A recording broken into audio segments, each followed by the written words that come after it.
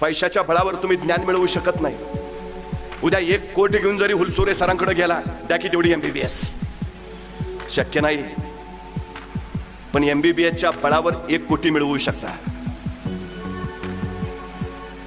शिक्षणाच्या बळावर जमीन कमवू शकता. शिक्षणाच्या बळावर सोनं मिळवू शकता. शिक्षणाच्या बळावर 100 एकर बागायतदार होऊ शकता. त्यामुळे जे गरजेचं आहे ते आधी मिळवा. बाकीचं हात जोडून तुमच्या आयुष्यभर पुढे उभा राहील हे पहिलं लक्षात ठेवा. आणि आहे तुमच्यात सगळं आहे, काही अडचण नाही, असं कधीच काही होत नाही. मग त्यांना काय, फुलसुरे सरांना दिवसाचे 48 तास मिळतात म्हणून हे एवढं क्लास फीस सगळं. आम्ही सामान्य माणसं, आम्हाला 24 तास असतात.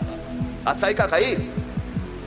जी मोठी माणसं झाली त्यांना दिवसाचे 48 तास आणि जी सामान्य त्यांना 24 तास नाही. सगळ्यांना वेळ सारखाच मिळतो, पण मिळालेल्या कोण कसा किती आणि किती वापर करतो याच्यावर त्याचं यश ठरतं.